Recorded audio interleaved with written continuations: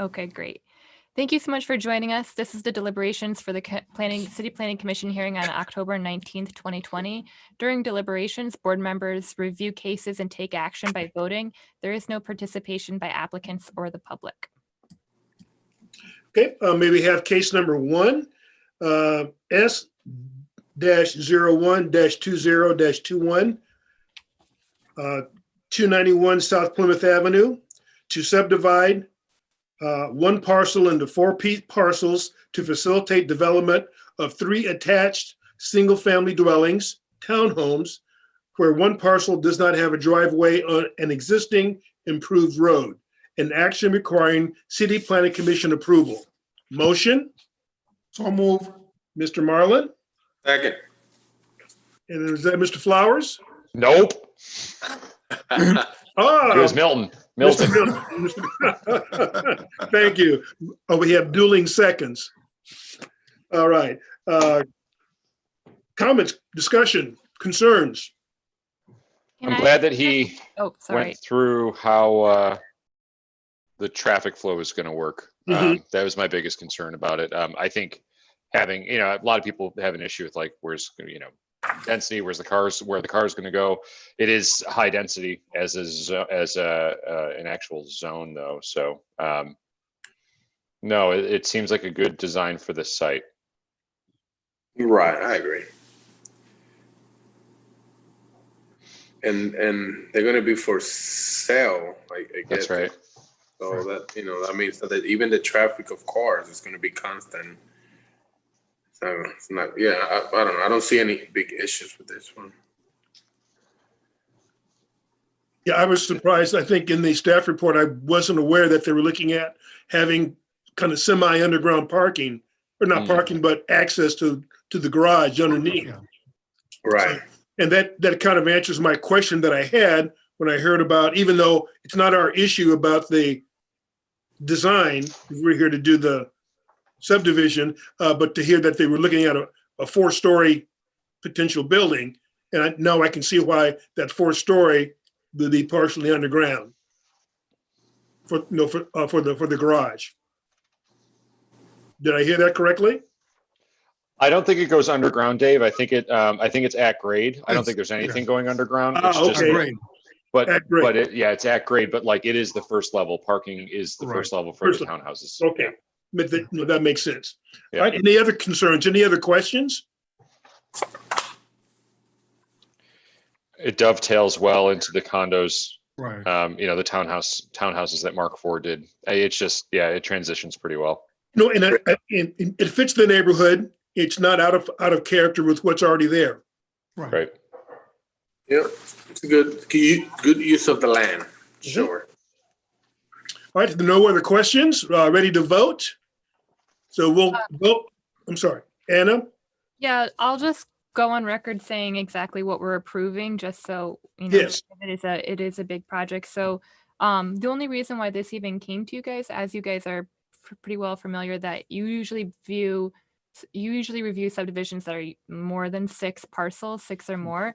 That's because the ones that are under are usually exempt for a number of reasons. This didn't meet one of those exemption criteria, which is why we include that language about the driveway and the improved street. It's not necessarily an issue with the property, but it does open it up for your discussion and review, just to ensure that the subdivision is designed accordingly. So with that, you are looking at the subdivision specifically, and in relation to its conformity to the area plans, and growth and development, and any of the other criteria that you have with you on your staff reports. Yes.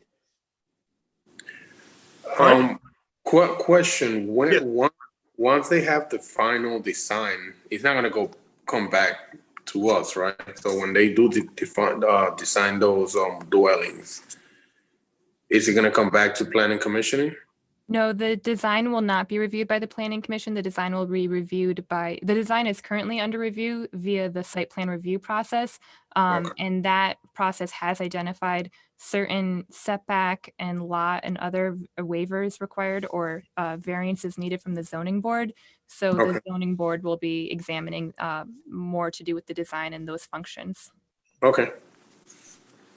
Yeah, this is Matt. I just wanted to jump in and piggyback off of what Anna just said. It's a great question.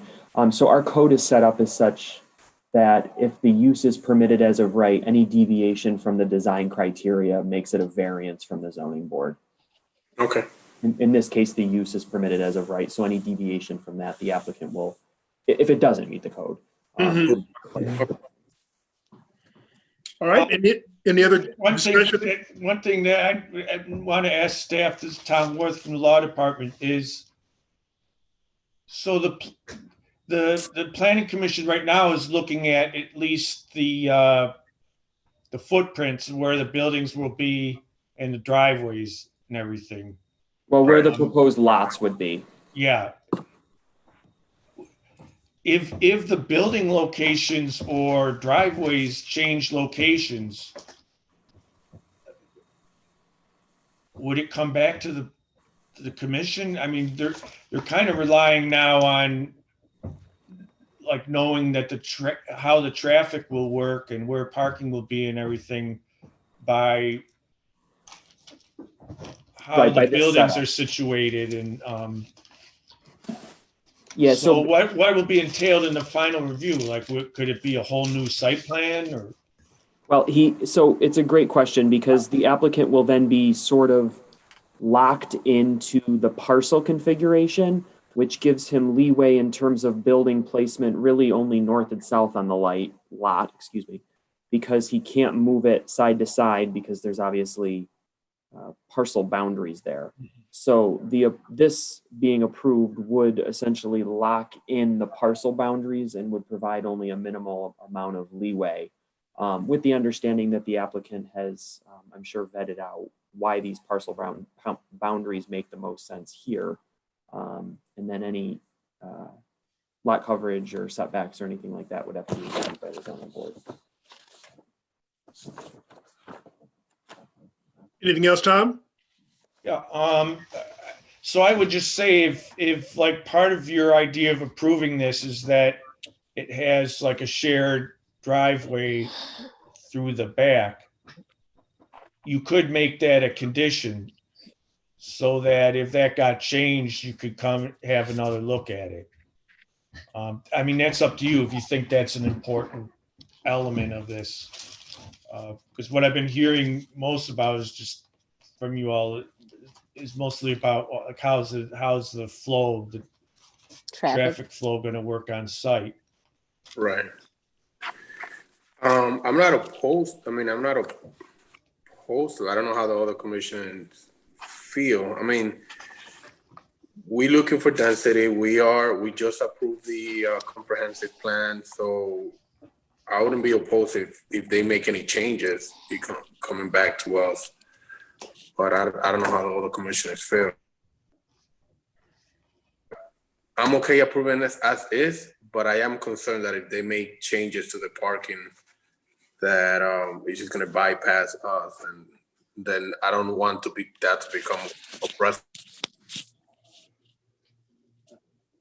Yeah, this is Steve Repholz. I think what Brad and said earlier about the kind of the curb cuts and the traffic flow is is intimately related to the subdivision as it's identified. I think in my mind, it's really the easement that needs to be, if something was going to be, I guess, conditioned, it would be the fact that not only the lot subdivision, but the easement that's described, which enables the 3 townhouses to work with 1 driveway, right?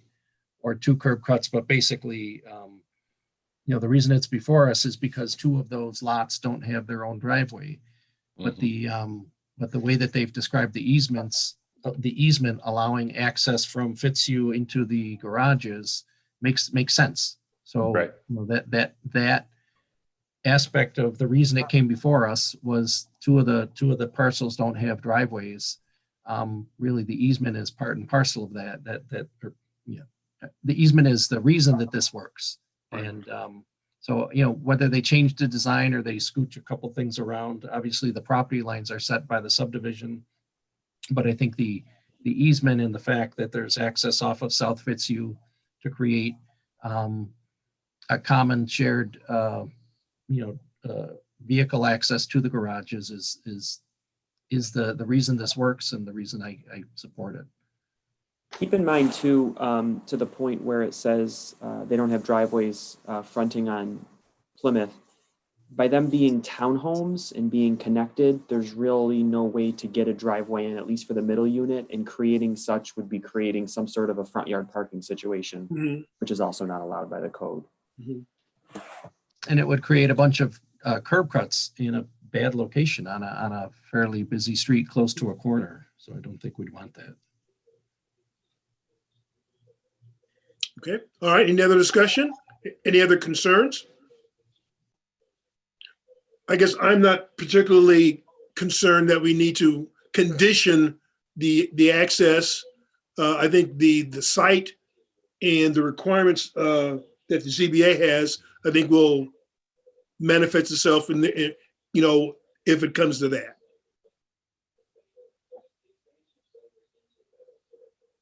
So, ready to vote? Yes. All right, so we'll vote. We'll start with the numbers that we have. With the numbers. Brad Flower, aye. Okay, Greg. It's Daniel. not me. Aye. Steve. Steve Rebholz votes aye. Thanks. And who be not Tanya. Kimberly. Aye for me as well. Thank you. Okay. Rakiba.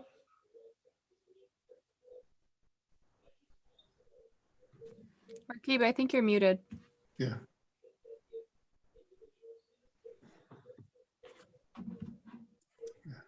She's muted again. Yes. Aye. Okay. And We lost Milton. Milton. Yep. Looks Where like is it? might have hopped off. Could be some technical issue. And I vote Dave Watson. I vote yes. There's Milton. He's coming back on.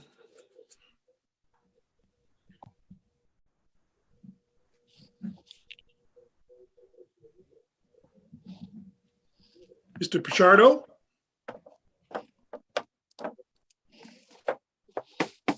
I'm gonna be so happy to see you guys in council chambers again. I know.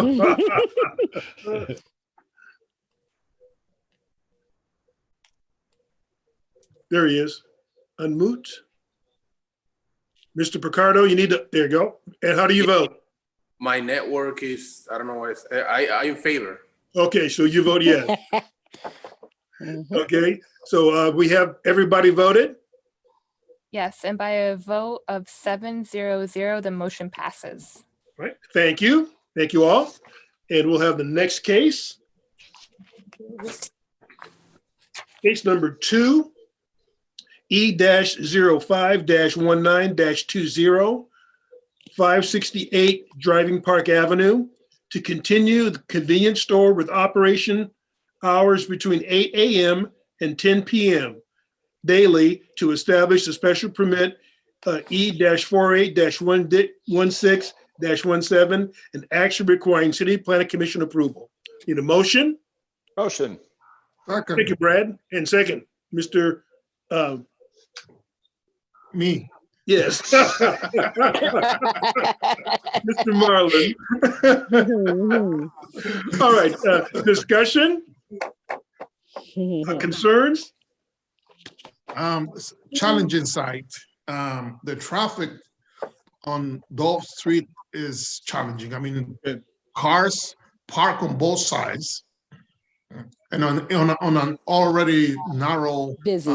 street. Mhm. That is a problem, and unfortunately, that is beyond the control of the the owner of the store. Yes. I don't know what he can do to mitigate that.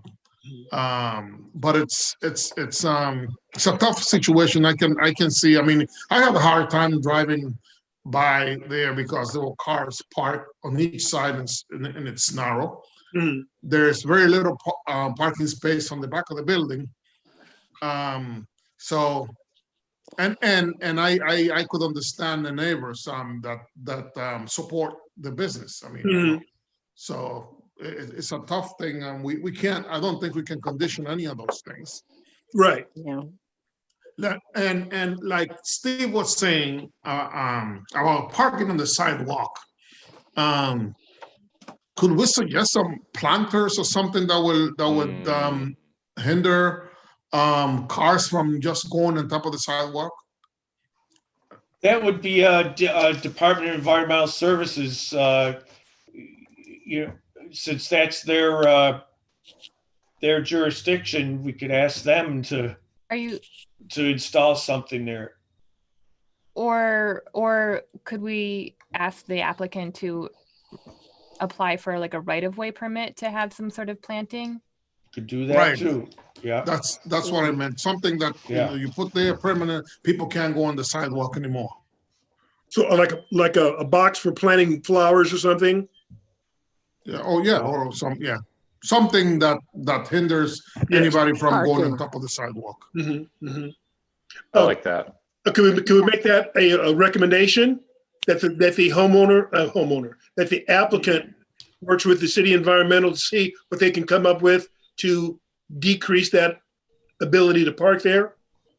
You could even make it pretty concrete, like what kind of things you want or size or otherwise too. I mean, it will be subject to DES approval, but yeah.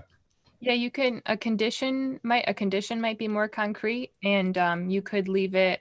You could be specific enough, saying that you want them to apply for a right-of-way permit, and then kind of describe what that would look like to install planters and planters or barriers that would keep cars People off the street.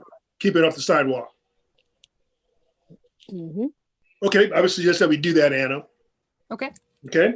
Any other discussion? Steve, you had a concern about the garbage. Yeah, the dumpster. Dumpster.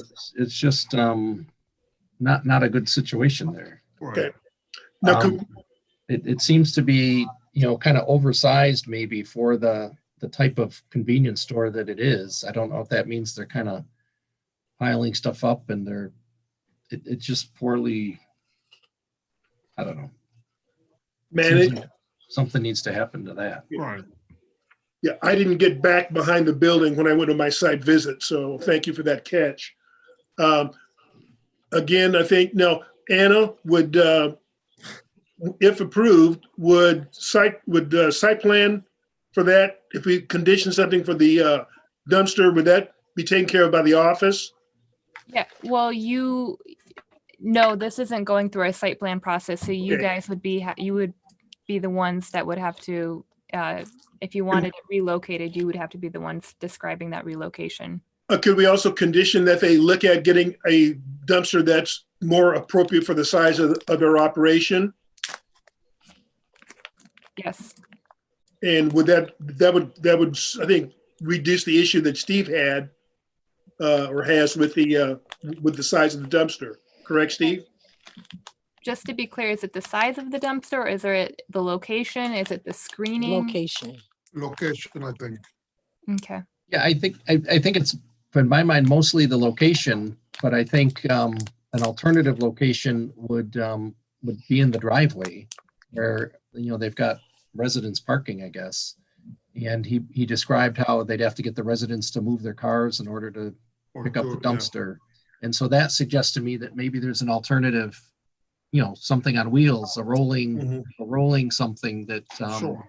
I think the 2-yarders are on wheels versus needing to be picked up. This seems to be bigger than that. So I think a 2-yarder container would actually be able to be wheeled out to the street. And then you could put it behind.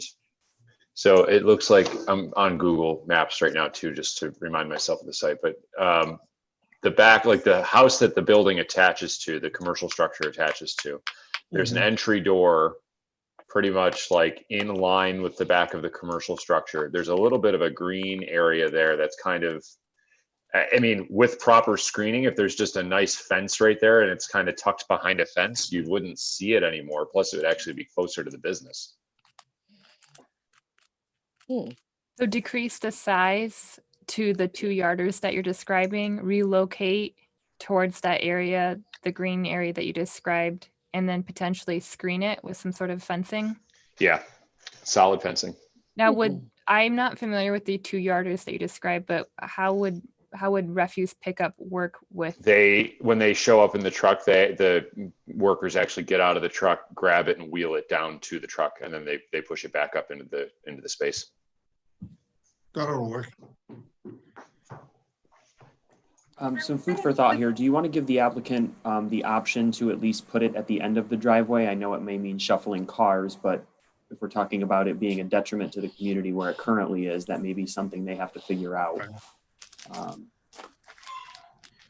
think the only problem with that is that if we put it to the end of the driveway, the screening of it. Yeah, and it actually should be screened regardless of where it is for the code. Okay. All right. Yeah, I wouldn't have a concern if we were at the end of the driveway as long as it's screened. Well, at the end of the driveway, there's an adjacent property, an adjacent home with windows that look out towards the driveway. Okay. So, you know, I know that we don't have site plan review, but we also don't have a lot of good information about where the property lines are and where the pavement is. Right. It would be good to find an alternative. I like the smaller wheeled dumpster alternative personally, because I think it gives options to try to find a place that isn't on one neighbor's yard or another, you know, looking out my window at a dumpster or looking out at, you know, my driveway at a dumpster. I think it can be screened, the smaller dumpster. I think a larger dumpster could probably be screened, but we'd need to really look at the treatment against what is the side yard of the adjacent property on Driving Park, which kind of looks out on this driveway. It's an odd situation. I had understood the garbage issue and the size of the dumpster potentially to be related. Was the garbage, maybe I'm the only one that got that, but would reducing the size of the dumpster exacerbate the visible garbage? I know there's some on the lawn and in other places, but is there an overflowing dumpster issue? And if we recommend a smaller one, is that going to make things worse? They can always dial up the frequency with which it's picked up. I mean, they could do like twice weekly, or I also heard the concern. I just don't remember what he said the current frequency was. And it's funny. I'm like living in this right this moment for a site of my own. So I'm actually like pricing how much it costs. That's why I happen to know so much about size. To be fair, I was pretty impressed. Like, oh, yeah. So and it was fun, and it's actually, I'm pricing through Casella, who, if you're looking, I mean, unless it's changed, I don't remember by looking at the site when I was there. But if you look on Google Maps again, it's like it is Casella. If it's the same place, like the cost is identical. The cost is more related to the frequency with which they're coming and less related to the size of the thing. I mean, there's a small change, but it's more so about like how often they're coming. But yeah, I don't know. At the same time, it's like, yeah, if it costs a little bit more money to have refuse removal, but it fits the site better, then that's what should be done. Then I think, Anna, we could we condition? Yes, you could condition. Well, I mean, the other option would be to have them to decide, make a decision on what to reevaluate the size of the dumpster. No? You could leave things for conditioning, and you can leave things for recommendation. If you care more about the dumpster's relocation or the dumpster's sizing, you can make those a condition. And then if you are like less, and then you can go into recommendations with its screening. So I will leave it up to you guys what is of the highest priority, or if all of them are of the same equal value to you. Okay. I guess I would pass that off to Steve and to Brad. Any recommendations, or should we look at it doing something different? Yeah, this is Steve Rebholz. I think, relocation and screening is my first, priority concern, I guess. But it just feels like we don't know enough about the specifics of the site to say where that screen should be, given that there is an adjacent property that screen would be impacting. So it's just, it's a site that doesn't get site plan review, but it kind of needs needs it. They didn't present it to us. They just said they'll move it. So I think there's an answer there that they could move it and screen it. But I think as part of that answer, maybe a smaller container would help. Yeah, moving the current size might be an issue. We don't know how it'll look, the bulkiness in a new location would be. So not knowing how it would fit in the new location. And to your point about not knowing the property lines off the top, that might be more of a recommendation rather than a condition, since you can't be very specific about the type and the location. One thing, a recommendation has no teeth. And, this is a store that's being placed in a R1 district. Right. On a narrow street. And it's, sometimes you make conditions that you're not sure they could satisfy them, but that if you believe they're necessary to make this satisfy the site or special permit criteria, then it's up to them to make it go. Right. Could we ask, and not to prolong this, but could we ask the applicant to bring back a plan? Hold it open and have them bring back the plan. You could do that, yeah. The only reason I hesitate is I want to grab a site plan and start sketching where this thing might go and try to analyze, or at least assess how it would impact the adjacent properties. I think we could plunk it right in the middle of the driveway and screen it, but it'd be good if they could take a look and tell us, how they would really do that well. Stephen, I'm sorry, go ahead. Yeah, I just wanted to jump in. Let me ask you guys this.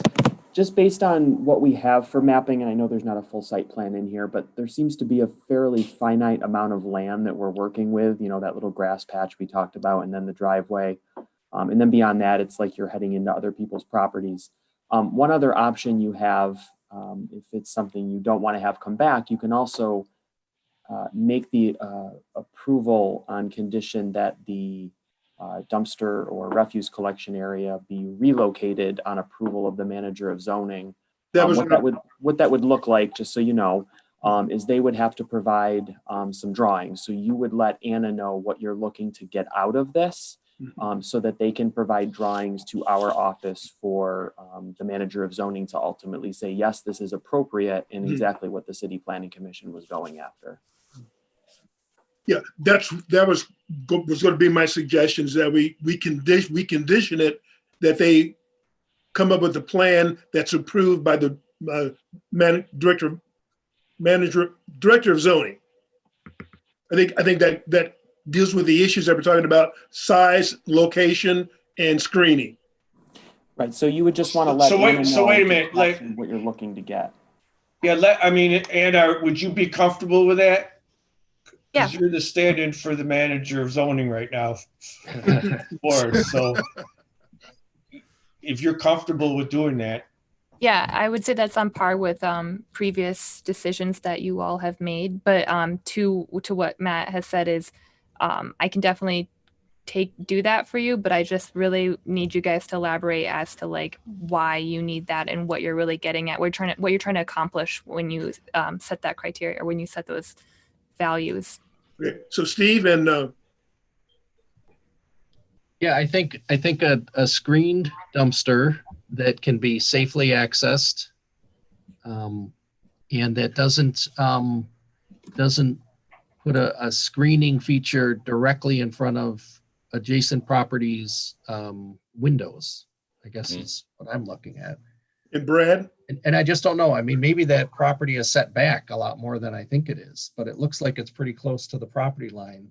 And so if you put up a 6-foot fence on the property line, you'd be right in front of this person's window, which seems a little, So yeah, I'm very comfortable with the manager of zoning, reviewing something that's appropriate, particularly because I just don't know where these property lines are in relation to the access to the dumpster. Steve, what I can see on the city property map is like, and I know that's kind of probably what we have just in a smaller version in our caseload. It's pretty close to your point. So yeah, I mean, I would opt again for keeping it off of that property line. But everything, I mean, we can give them a little bit of flexibility if we're not trying to tell them exactly where it goes. But to me, it just makes the most sense if it's on the grass plot on the property, but screened appropriately. So the screening is the most important part, Anna, I think, from our standpoint. Make sure that it's like hidden somewhere. Do you want to recommend or require a smaller wheel dumpster? I would say no. No. No. I think we'll leave it to, whatever they can determined. fit there. And what their needs are. Yeah. I think it's saying too much, Tom, for us to actually like say get a smaller dumpster. The reality is, like any container place, if they're using the current dumpster size, there's a reason why it's there. It's because they need to be able to have a truck go up to it and pick it up. And if they put it anywhere else on the site, they're not going to be able to do it. So they're going to fall into that same space. They're going to have to get a different size. I thought you were talking about a wheeled one that you wouldn't. Right. So my point being, the one that they have on there right now is not wheeled. It is stationary, and you need to get a truck to it. So when we tell them that they need to move it somewhere and put screening, they're going to find out that they can't do that with the current size. I don't think. But someone remarked earlier on that they thought this was an oversized dumpster for this type of business. Well, that was me, Tom, Steve Rebholz, and my only reaction to that was we've heard from other corner stores with no site that they solve this in other ways. I don't know if it's oversized for the business, but I do know that other corner stores, convenience stores, have solved the problem by having smaller containers. That's all. But I have no knowledge of the amount of refuse that is needed here. All right, Anna, you have what you need between those two comments? I'm going to repeat what I have to make sure that you guys are okay with it. So right now we're at 2 conditions. The first being that there's an application for a right-of-way permit to have some sort of planter to act as like a barrier to prevent parking on the right-of-way, the tree lawn area. This is Steve, sorry to jump in on that, but I think and this is where not having a site plan with property lines is problematic, but I think the sidewalk that I was concerned that they'd be parking on is actually on the property. They seem to have widened, there's the 5 or 6 foot sidewalk that's in the right of way. And then there's a, 10 feet of concrete that's between the public sidewalk and the building. So I'm not sure that we need a right of way permit. We just need them to address their front yard to discourage parking. Okay. But again, not knowing where the property line in the right of way is, I don't know that. But it appears as though that's actually concrete that they paved their front yard. The front yard's been paved with concrete. Okay, so once we establish the property line, we can talk about, my head's turned because I'm looking at the thing. Basically, you're concerned about parking in the front of the property. So dependent on whether or not that's private or public, that would involve planting some sort, and based on whether or not it's private or public, an application for if they can. Yeah, thanks. That Okay. captures it. Okay, so that's number 1. Mhm. And then number 2 would be that they would submit some sort of drawing that to be approved by the manager of zoning that relocates the dumpster or adequately screens the dumpster, and that can look like a relocation or a size decrease, but the priority is screening. Yep. Yep. All right. And that works because we have code sections that are completely dedicated to dumpster screenage. So there's very solid criteria about what that looks like. Right. Okay, and then I guess my other concern, I would see this as another temporary, I would say three-year temporary. On what basis? On basis that there were concerns with the current process, with the current permit. This gives them a chance to deal with the issues that had been addressed within testimony and questions and issues that we had. And again, give them an opportunity to get these things into a better state and give us time to evaluate after a 3-year time period. Any other concerns with that, commissioners? I might be going too far away, but is there any opportunity to suggest to them to apply for some facade improvement? Because this thing is ugly. I mean, it's painted red, fine, but under the paint, it's a lot of rotted material. It doesn't look good, and that doesn't incentivize keeping the surroundings clean. So I don't know that that's something, but if there's an opportunity to suggest to them if they can't, to apply for a facade improvement, because it doesn't look good. That could be a recommendation for sure, if you wanted. Recommend that we had some concerns with the exterior of the building, and they should look into finding resources to bring it more into the 21st century. Yeah. So your 3-year temporary is about addressing neighborhood concerns, and yes. Some of those concerns were the NSC, and the NSC can potentially be that introductory to any sort of facade improvement that the business development office would offer. So we can kind of align that recommendation in. Yes. Okay. All right. Super. All right. Any other concerns? Any other issues, Steve? I guess just a question. There seemed to be some discussion about the hood and the food. Is that permitted, kind of as of right for a convenience store? Yeah. So thanks for asking that, because there was some discrepancy about the certificate of occupancy. There is the property is currently legal to be retail sales and service, and they do have a current C of O for that use. Under retail sales and service, carryout restaurant is like under that classification with 6 or fewer seats. They're not even proposing any seats. They're just proposing kind of a commercial kitchen. So what they're proposing with that hood is in accordance with the current use, the current legal use. Yes. Well, wait a minute. Thank you. So, wait, they're not. They just told us they haven't been using it for takeout for quite some time, and while it might, as a special permit, you have it within your rights to say, well, if you thought for some reason that was too much of a volume for that area, you could say no as a condition of your special permit. They're not entitled. They're not entitled to this retail, as of right. They are as of a special permit that you all decide upon. Yeah. So for me, I just wanted clarification about that because it was brought up and it wasn't clear to me. I'm not terribly concerned about it, particularly because some of the folks that were, or at least the testimony was that people are asking for this. And I think the 3-year temporary that Dave suggests, might make sense, because if it really takes off as a takeout place and it becomes high traffic, we could reevaluate that. Mm-hmm. I'm picturing it to be more like a traditional convenience store where someone wants a hot sandwich or a cold sandwich or something like that. Mm-hmm. Yeah, I agree with that, Steve. Tom, anything else?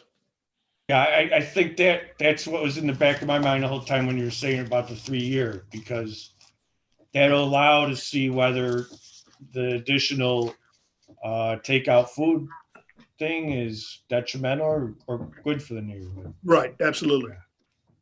Okay, any other discussion, any other concerns? All right, we will vote. Again, given Anna, quickly just go over the conditions that we had and what we're voting on.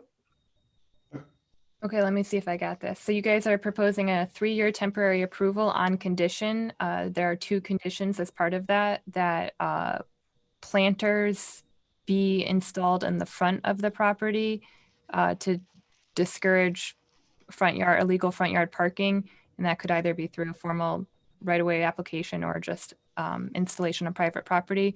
And the second condition being that drawings are submitted to the manager of zoning for approval that is in accordance with the requirements for dumpster and specifically dumpster screening of that.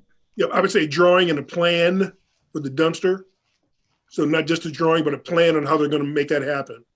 And I think not just necessarily that it complies with requirements, but that it tries to address concerns expressed here. In the testimony. Yeah. Got it. About, whether it's via relocation, screening, or decrease in size, or some combination thereof. Okay. All right, everybody up to speed? Everybody okay? All right, we'll vote, starting with number 1. Mr. Brad Flower votes aye. Aye. Kim Harding. Thank you. Kim? Eugenio, aye. Milton Pichardo in favor. Steve Rebholz, aye. Dave Watson, aye. Marquis Williams, aye. Okay, by a vote of 7-0-0, the motion passes temporarily on condition. Thank you. And thank you all. All right, and we have one more case. Case number 3, E-06-20-21, 671 through 673, 679, 695 to 697 Culver Road to maintain an existing use of vehicle repair of non-commercial vehicles and to expand a parking lot to a total of 23 spaces in excess of 110% of the requirement. An action requiring City Planning Commission approval. Motion? Don't move. Thank you, Mr. Marlin. Seconded. Thank you, Mr. Flowers. All right, discussion. Quick clarification, and I didn't notice this till the break. Yes. On page 2 of the staff report, it talks about 2 spaces being required and 2 spaces max. But in the previous, what is it? Decision maybe? Preliminary site plan findings. Preliminary site plan review, 10 spaces required, 11 spaces max. I just want to confirm that 10 and 11 is the correct number. What for you parking. have, oh, I'm so eager to jump in. What you have in front of you is correct. That requirement, which is less than what you see in the preliminary findings, is what you'll be reviewing and is the correct calculation for the required parking spaces. That value is based off of the number of the bays, and our bay is determined by the garage door opening rather than the space that they have inside of the footprint of the building. So you're saying that 2 is correct? Yes. Right. Understood. So, I mean, what you're having to waive and consider all the factors necessary to waive it, like that, regardless of what the door opening is, there's 5 bays or whatever else, prior history, their testimony today about how they might have, several cars parked that could be serviced in one bay in one day. All that, their traffic demand analysis, all that. But the waiver that you have to approve is to get from 2 to 23, right? Anna? Right. Yeah, I think, it's interesting that the code calls the overhead door the bay when, the function of the interior of the building here, it's not typical vehicle garage, but it does allow for 5 vehicles to be worked on at a time. Right. And you do need a space to stage those vehicles on a daily and sometimes nightly basis.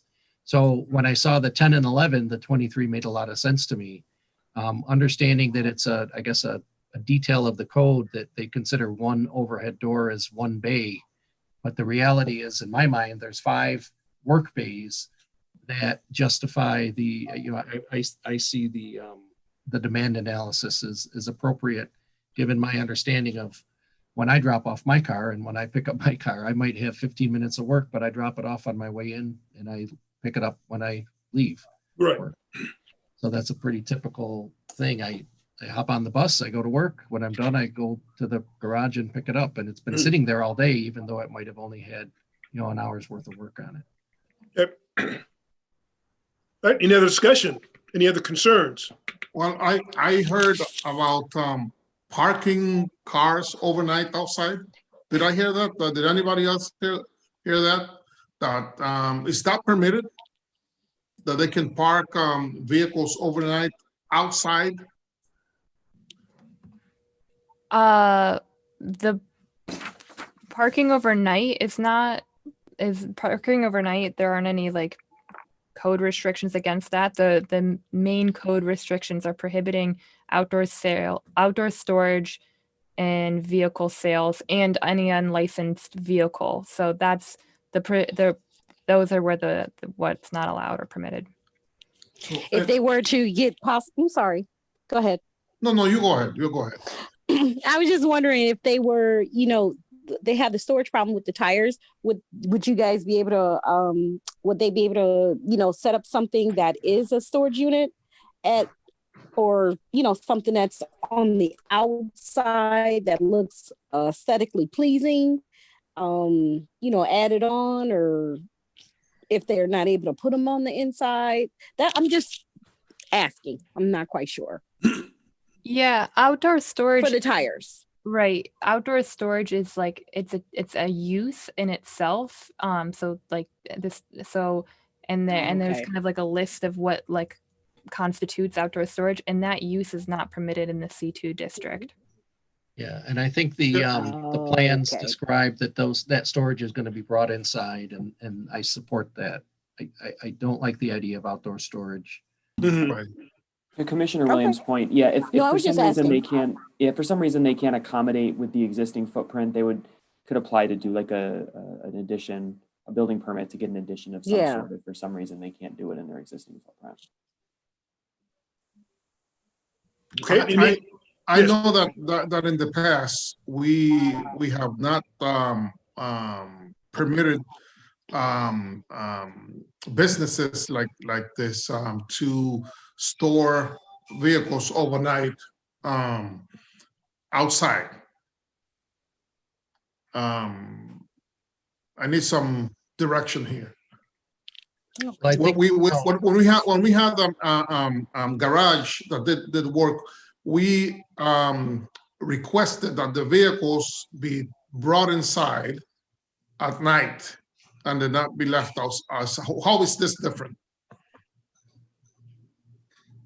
yeah, I Go ahead. think it's the unlicensed vehicles that are stored for a long time or attempts at vehicle sales that are the things, to be discouraged. But if someone has a major engine job that's going to take 3 days to complete, it has to be somewhere, right? And in an appropriately screened parking lot in a commercial district is, to me, reasonable. I think it's when it starts to get abused, when they have unlicensed vehicles or they start to set up vehicle sales and maybe just leave unowned vehicles, for long periods of time. This site plan does include 4 spaces that are located behind like a rolling gate. That's that same rolling gate that mobile dumpster is behind.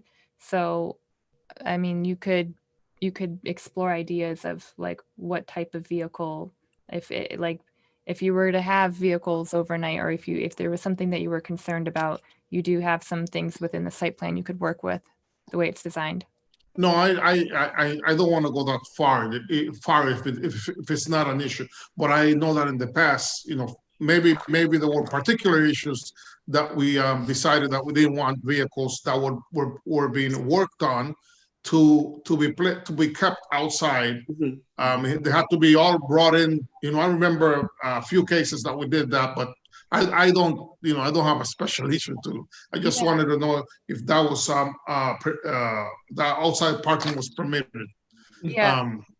I guess also the thing to bear in mind here is that even though this is like a parking lot for vehicle repair, it is a parking lot. So I think what we really want to more closely examine is that the application's for a parking lot rather than thinking about any of the type of use spilling over into this to what we're reviewing here today. Yeah, that's very good. I mean, you could require them at closing time to put as many vehicles as they can inside the building. And if it is permitted, then I don't have an issue with that. I'm just going by previous cases that we've discussed. But what I'm saying, this is a lot like the other one. You can impose conditions like that on this one because it's a special permit, and I think I recall in some of those others that you're recollecting, it might have been smaller one lot garages. They were. Yeah, but so you have it within your authority to impose conditions if you think they're necessary to address the impacts of allowing 21 more cars of parking than would otherwise be allowed. Yeah. I was just going backwards, going from what I thought was not allowable to the applicant saying that they were going to do that. So that's fine. I don't want to. Yeah. Can I bring everyone's attention to page 2 and about the waivers that they're like specifically asking for here today?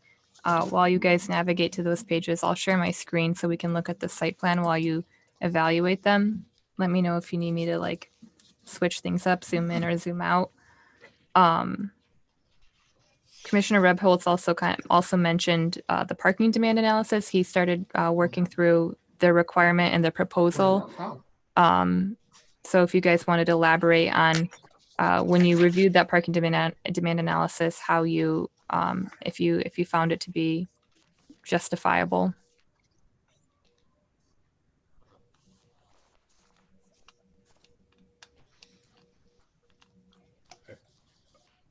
Yeah, this is Steve Riphold. So as I looked at it, again, with 5 work bays inside, and any work bay might have, 2 or 3 or 5 cars, depending on what's being done, if it's an oil change or a tire change or a major body work, that, a percentage of those are going to be folks that have to drop it off and pick it up. And so it seemed like they need a place to put those cars. And I think that's consistent with, the previous use. They're not expanding the use. And I think they're actually decreasing the number of cars with this demand analysis. So in my mind, I saw it as reasonable. They've got some benchmarking in it. And that's just where I saw it as reasonable. Okay. Thank you for that. The other thing is speaking for myself. I'm with you, Steve, on it.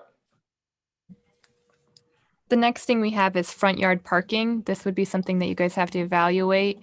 As you can see, here's where our building is, and the way our code is written is we don't allow parking in the front yard, but you do see here that there are a number of spaces in front of the building. So that would be something you have to review and potentially waive.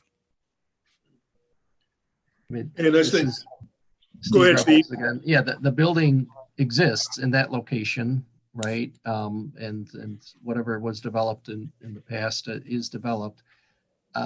And I think the idea of pushing parking back in some ways actually brings it closer to residential neighborhoods as opposed to the commercial zone that was created and a more, more a busy street, a non-residential street. So really, in my mind, this is an issue of making sure the screening is appropriate for this kind of commercial frontage. because moving the building doesn't, isn't going to work. And moving the parking back may just increase the amount of paved area and create other screening issues with neighboring residential property. Yeah, I agree with you, Steve, and I think that goes to the landscaping that they're looking at wanting to put in front, as well as that internal landscape island that they were proposing.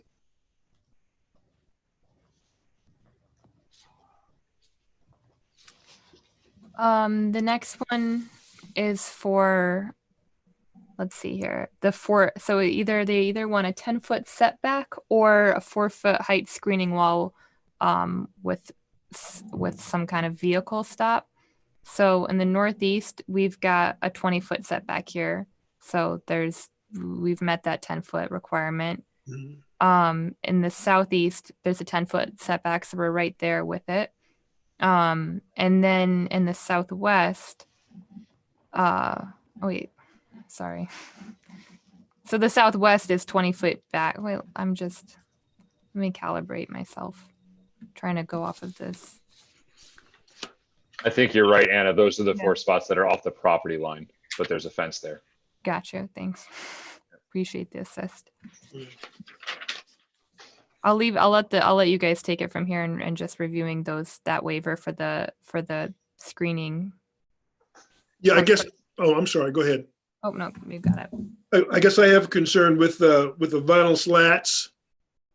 I'm not sure if anybody else. They were looking at wanting to put in a solid fence on that back, the southwest corner. Why would they not be able to put a solid fence on the southwest? Agreed.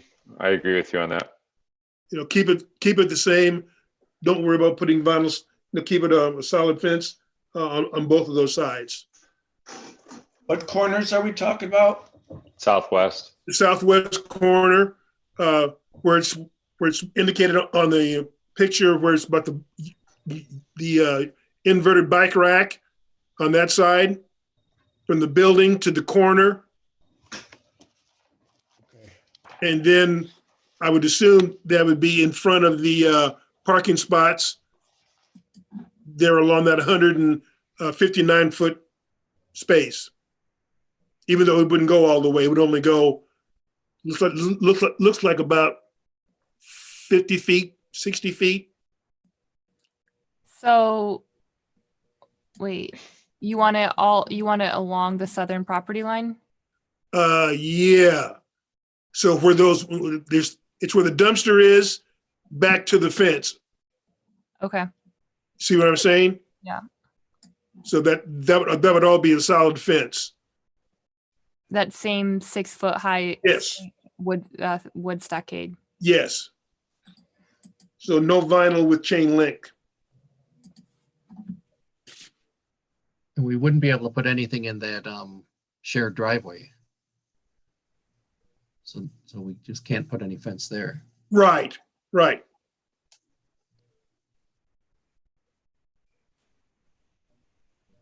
Okay. Any other issues, Anna, that we have to deal with as far as Yes. exemptions? So the next one that you'd have to waive would be the green scrape, the one like the island. So with a typical parking lot design, we try to break up that and provide pedestrian refuge. So sometimes in your average parking lot, you're going to see it's almost the size of a parking lot that kind of provides that greenscape. Right. Here, they're not proposing that within the parking area themselves. They're looking at other opportunities. There's a green space over here and then along the sides as well. Yes. So that's kind of their alternative. So you would just have to waive, you're not doing a island, but you have it elsewhere on this. And I think the other thing I would want to see is make sure that whatever greenscapes we're putting in it covers the areas of the parking that they have indicated, so that you couldn't see the parking because of the greenscaping. Yeah, I think the applicant had commented on this, David, to say that he was going to do that to the extent that they can. Some of the shrubs are going to be relatively short, though, for science purposes and stuff like that. Yeah. Yep. Obviously they'll grow into it. And also, if I'm not mistaken, there's a rise from the street up to the entrance of the building. So some of that's going to be hidden just because of height. Yep. Okay. All right. Anything else, Anna? Curb cut? Yes. So the curb cut, there's an existing curb cut here. It's 20 feet. Our code says if you're going to have one two-way, we would want it to be designed to 22 feet, but there is an existing curb cut of 20. And I think there's no reason to add 2 feet for that, just because of that. Yeah. And I think that goes with the width of the aisle width as well. Okay. Okay. Anything else? No, those were the major things I wanted to. Mm-hmm. Okay. Any other discussion? Any other concerns with this property or application? Okay. All right. If no other questions, we're looking at wanting to maintain the existing vehicular repair at this location. All right. Anna? On condition to continue the 6-foot height solid wood stockade fence Yes, along. ma'am. Okay. Yeah. I'm sorry. And I think that was the only condition that we had. All right, everybody ready to vote? All right, Yes. You start, Mr. Flower. Brad Flower, aye with condition. Okay. With condition as well. Thank you. I with condition too. I with condition. Steve Rebholz, aye. Aye with condition. Conditions. And there was Ms. Flowers, you said, no, Ms. Flowers, Ms. Williams Yeah. said aye. Yeah. Yes, She with did. the conditions, yes. Thank you. And Dave Watson, aye with conditions. Okay, by a vote of 7-0-0, the motion passes on condition. Okay, and that being done, we are through with our agenda. Thank you, everyone. Thank you, Anna. Thank you, Tom. Thank you, commissioners, new commissioners especially. So we look forward to being able to meet in person sometime soon. But until then, we'll do it this way. So everybody have a good evening, and thank you so much.